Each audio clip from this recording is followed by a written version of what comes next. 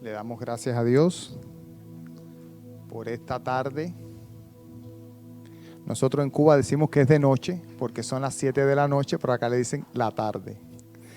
Pero bueno, tarde o la noche, le damos gracias a Dios. ¿Me oyen bien? Sí, sí. Zacarías, quiero estar compartiendo un tema acerca de la oración, porque hoy es un tiempo de oración y quiero explicar un poco por qué la Biblia nos manda a orar. Lo primero que quiero compartir es ¿qué es orar? Porque hay veces que nosotros hacemos algunas funciones y no sabemos lo que es. Orar es establecer una comunicación con Dios. Orar es hablar con Dios. O sea que toda persona que está hablando con Dios está orando. La Biblia nos enseña que hay muchas formas de orar. Todo el mundo no ora igual. Algunas personas oran en voz baja, otros oran un poco más alto, algunos oran de determinadas formas, levantando las manos, otros oran arrodillados, otros oran postrados. Lo cierto es que cuando nosotros logramos entender la función de la cual nosotros estamos haciendo, podemos entender la efectividad. ¿Por qué? Porque así como el mundo natural tiene leyes, también Dios y su reino tiene formas. ¿Podemos dormirnos en un sofá? Sí. ¿Podemos dormirnos en una cama? Sí. ¿Podemos dormirnos en el suelo? Sí. En cada uno de ellos, el cuerpo se durmió, pero el cuerpo no realizó el total descanso para lo cual se estableció. Porque si nos dormimos en un sofá o un sillón, es posible que la cervical quede rota al otro día. Si nos dormimos en el suelo, es posible que el cuerpo entero mañana no sirva para nada. Pero si nos dormimos en una cama, podemos descansar. Por lo tanto, muchas veces no se trata de lo que nosotros hacemos, sino del resultado que obtenemos. Hay veces que nos conformamos con orar. Yo estoy orando, me levanto. La pregunta es, ¿qué Dios habla de la oración? ¿Por qué yo tengo que orar? ¿Será que Dios es sordo y yo todos los días tengo que decirle lo mismo?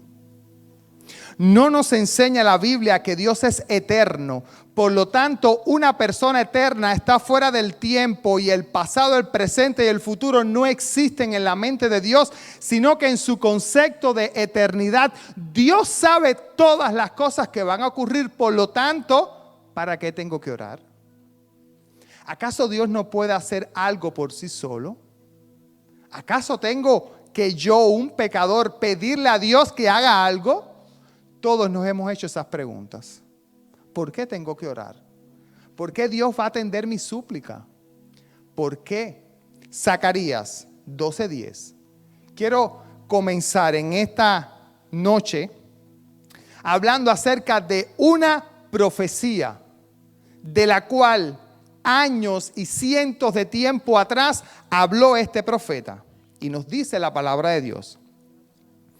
Zacarías 12:10. Zacarías 12 nos está hablando acerca de la liberación de Jerusalén y del pueblo de Israel en la segunda venida de Cristo, cuando la salvación que hoy está establecida sobre nosotros, los gentiles, sea movida al pueblo de Israel. Y por lo tanto, Jerusalén y Sión y Judá y todos sus moradores van a experimentar lo que nosotros hoy estamos experimentando. Estamos experimentando un tiempo de avivamiento.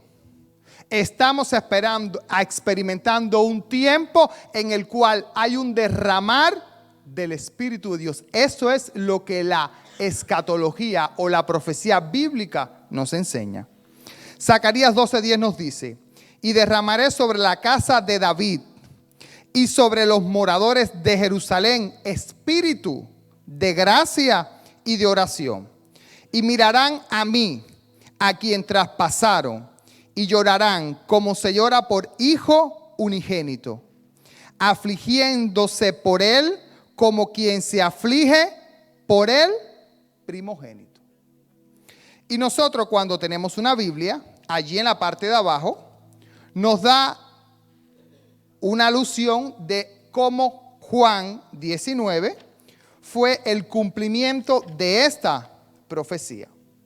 Lo cierto es que la Biblia nos está enseñando que el profeta Zacarías dijo que en estos tiempos, o en los tiempos en los cuales Jerusalén se despertaría espiritualmente, o iba a reconocer a Cristo como el Mesías, Dios iba a hacer descender sobre ellos un favor de Dios que se iba a experimentar en dos formas: un espíritu de gracia y un espíritu de oración.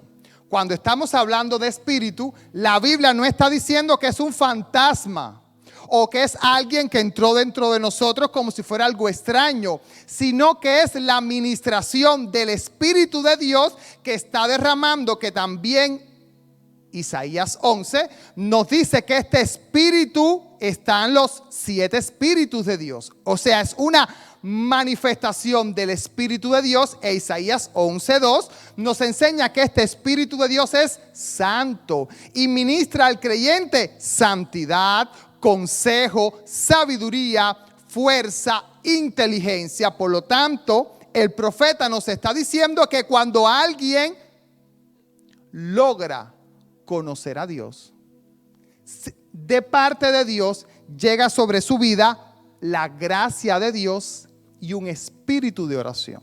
¿Qué es la gracia de Dios? La gracia de Dios es el don no merecido de Dios, pero la gracia de Dios también es el poder de Dios. Y la Biblia y Pablo nos está hablando como 10 o 12 características de lo que la gracia de Dios hizo en la vida de Pablo.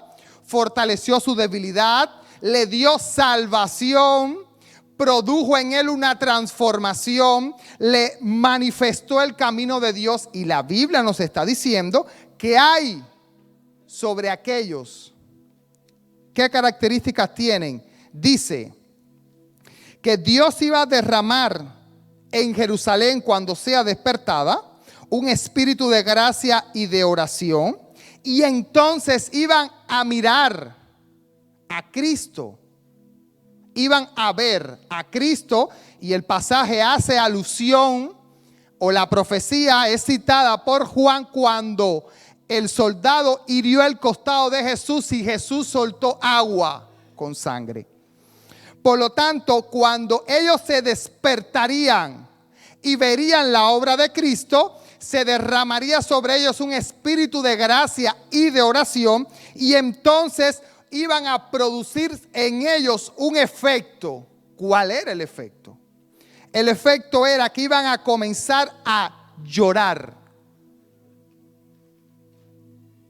Iban a comenzar a llorar como una persona que había muerto su único hijo y su hijo primogénito. Y este quebranto de tal manera iba a hacer que este llanto manifestara todo este poder de Dios.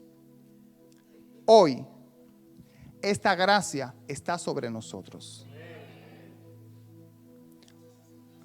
La pregunta es, si esta gracia está sobre nosotros, ¿por qué nos cuesta trabajo orar? La pregunta es, ¿por qué cuando miramos a Cristo, cómo miramos a Cristo? Podemos mirar a Cristo cuando estamos celebrando la Santa Cena. La Biblia dice que cada vez que nosotros miremos a Cristo, se supone que hay un quebrantamiento en nuestro ser acerca de la identificación que nosotros tenemos con la cruz y la salvación de Dios. La pregunta es, ¿por qué oramos y no lloramos? La pregunta es, ¿por qué oramos y no nos quebrantamos?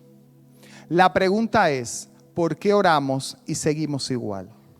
La pregunta es, ¿por qué no tenemos deseos de orar? La pregunta es, ¿por qué oramos y este favor de Dios no se manifiesta?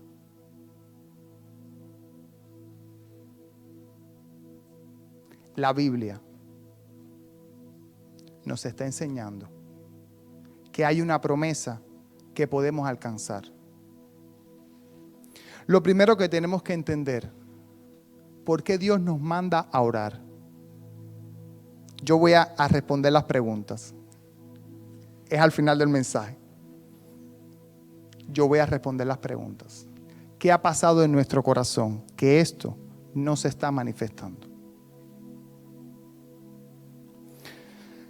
La pregunta es, ¿por qué Dios nos manda a orar? Cuando nosotros vamos al Génesis, la Biblia nos dice en Génesis 1, 26 y 28, Dios dijo, hagamos al hombre a nuestra imagen, conforme a nuestra semejanza, y por lo tanto, esta propia creación de Dios, Dios lo mandó a señorear sobre los peces del mar, las aves de los cielos, y dice la Biblia, y lo bendijo Dios, y le dijo, fructificad y multiplicad, llenad la tierra, sojuzgadla y señorear. Por lo tanto, Dios, desde el inicio, podemos entender que la primera persona que oró y que habló con Dios fue Adán. ¿Por qué Dios habló con Adán y por qué Adán habló con Dios? Porque Dios le explicó a Adán lo que tenía que hacer en el huerto del Edén. Adán no fue formado sabiendo lo que tenía que hacer. No.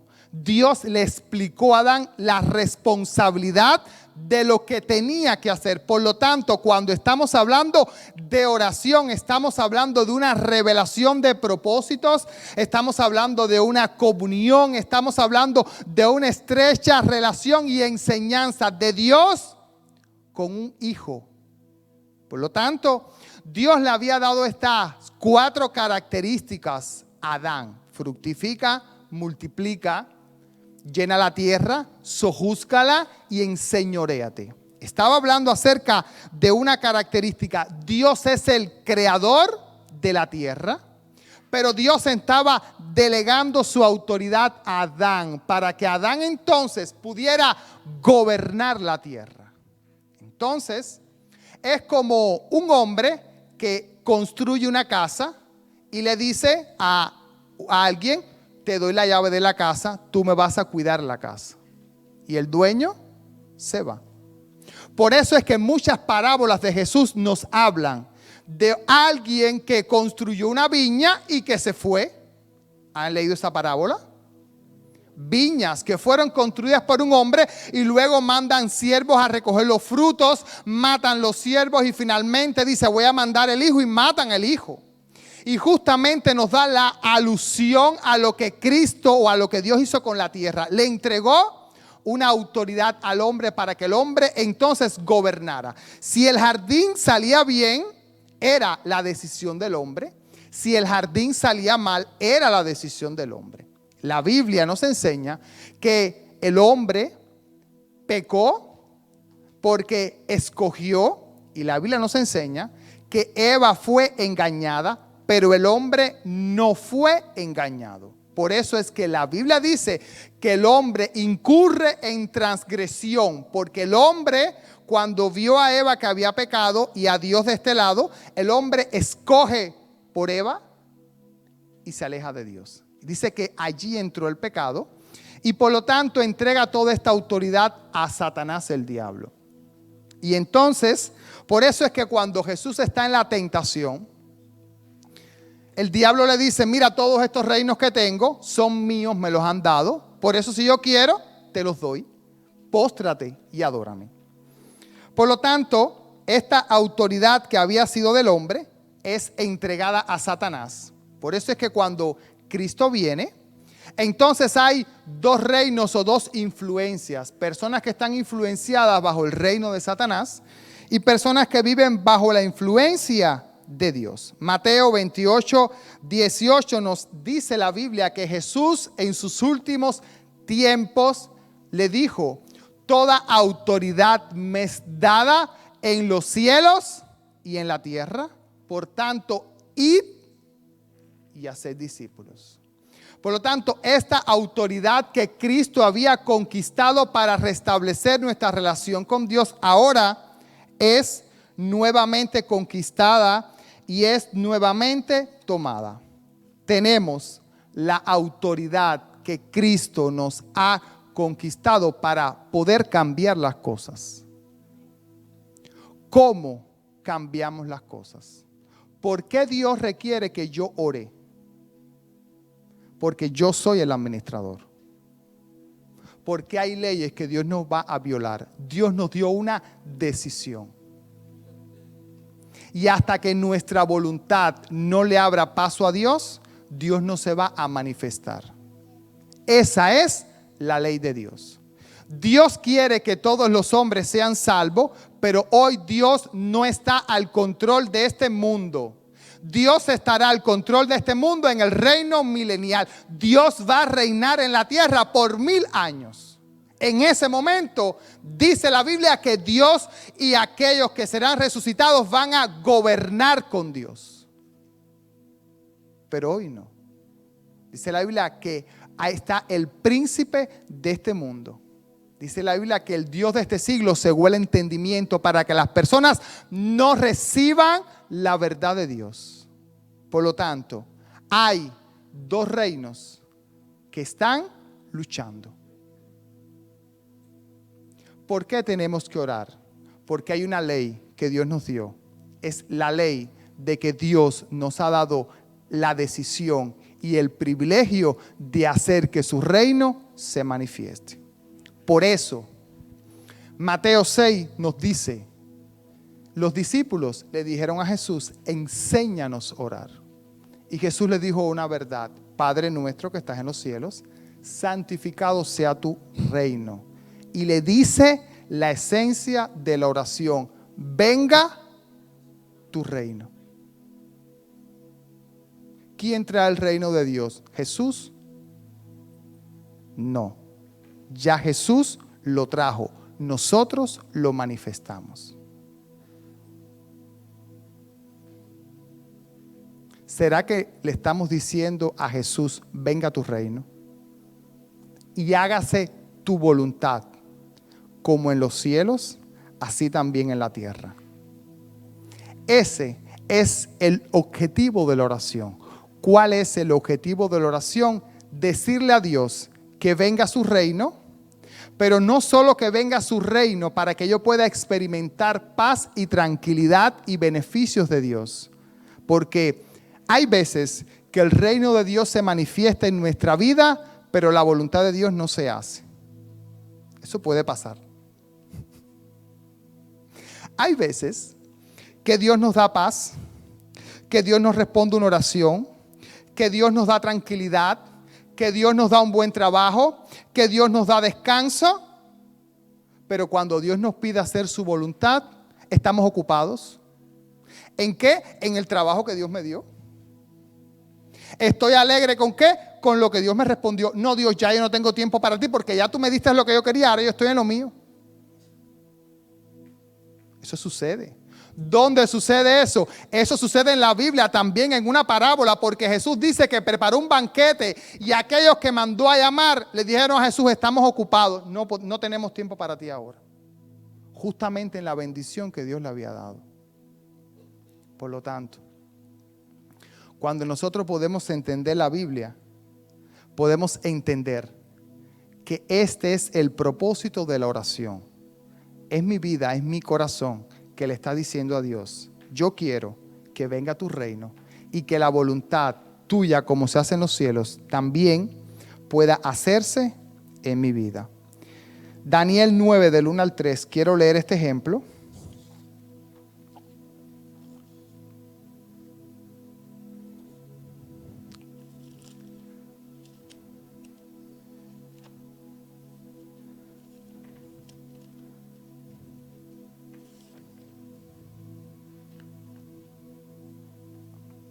Oración de Daniel por su pueblo.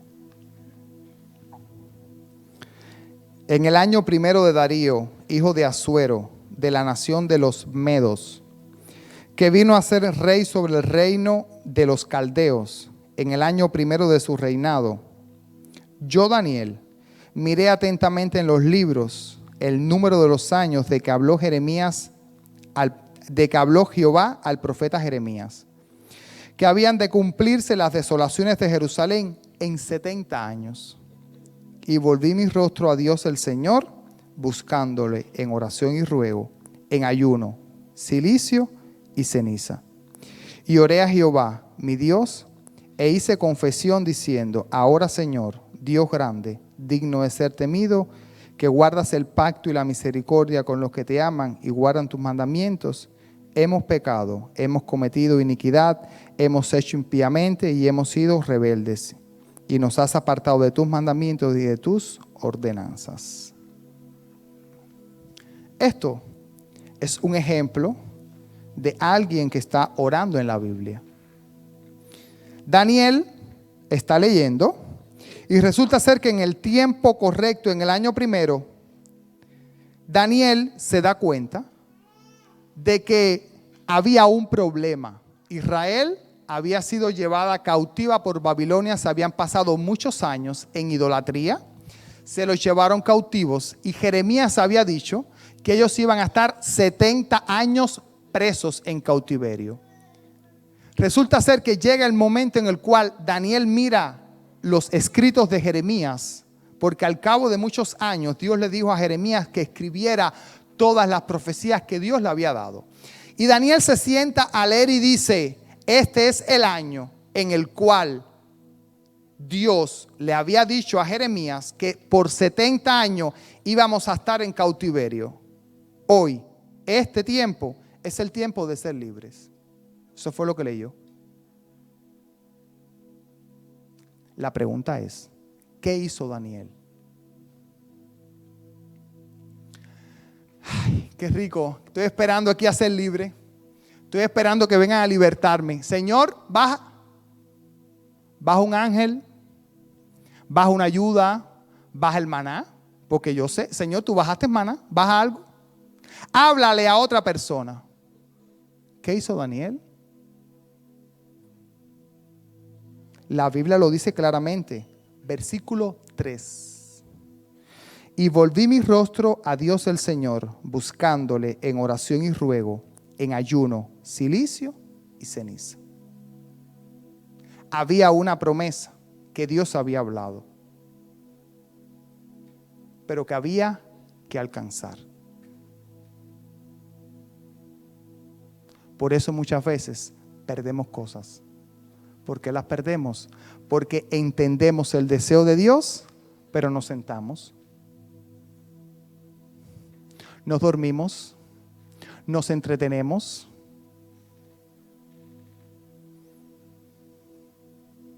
Y la Biblia nos enseña claramente que hay muchos ejemplos en los cuales Dios ha manifestado su intención, pero también requiere de nosotros una acción. ¿Daniel se durmió? No. ¿Daniel dijo es otro? No. Daniel dijo: Señor, yo entiendo tu mente y tu pensamiento. Tú has dicho que este es el año de tu liberación. Es un tiempo para hacer que esta liberación tome lugar. ¿Cómo lo hizo? Él lo explica claramente. Se volvió a la oración. ¿Será que nos volvemos a la oración? ¿Será que nos estamos volviendo a la oración, al ruego? ¿Será que estamos resolviendo nuestros problemas por medio de la oración? ¿Será que cuando hay un problema y nos quebrantamos, miramos a alguien y culpamos al púlpito, o miramos a Cristo y nos quebrantamos? ¿Con quién lloramos? Siempre en la vida van a haber momentos donde Dios nos va a quebrar. El tema es que cuando nos quebramos, o miramos a Dios, o miramos a los hombres, o miramos a la circunstancia, o nos miramos a nosotros mismos y nos deprimimos, o nos culpamos, o nos condenamos, o le echamos la culpa a otra persona. La Biblia dice claramente que cuando nosotros podemos mirar a Dios, de parte de Dios llega algo que es una gracia y es un favor. ¿Por qué? Es la respuesta. Y aunque no pude terminar, no importa, quiero compartir. ¿Por qué? Miramos a Dios y muchas veces esta gracia y esta oración no se manifiesta. Se trata de que nuestro corazón se ha endurecido. La Biblia dice que el amor de Dios ha sido derramado en nuestros corazones y fue su amor lo que llevó a que Dios pudiera manifestarse. Si nosotros no aprendemos a resolver las cosas por medio de la oración y también a orar por otros, nuestro corazón no va a manifestar toda esta bendición que Dios tiene para nosotros. Esto es lo que quiero terminar, porque vamos a orar. Hay promesas de Dios en tu corazón que no se han cumplido por falta de búsqueda de Dios.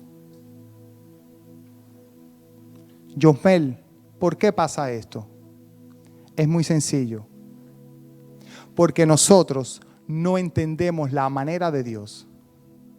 ¿Por qué tengo que orar para que Dios cumpla una promesa? Porque la promesa es solo el título.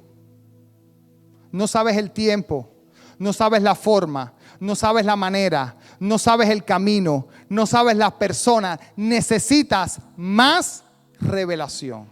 Necesitas más discernimiento. Necesitas más sabiduría. La promesa de Dios es solo el título. Cuando Daniel entendió que el pueblo iba a ser liberado, era solo una promesa de título. ¿Cuál era el título? Israel será liberado a los 70 años. ¿Quién lo iba a hacer? ¿Cómo lo iba a hacer? ¿En qué momento lo iba a hacer? ¿De qué forma? Por lo tanto, muchas veces las promesas de Dios requieren un cumplimiento en nuestra vida en una mayor cercanía. Vamos a orar.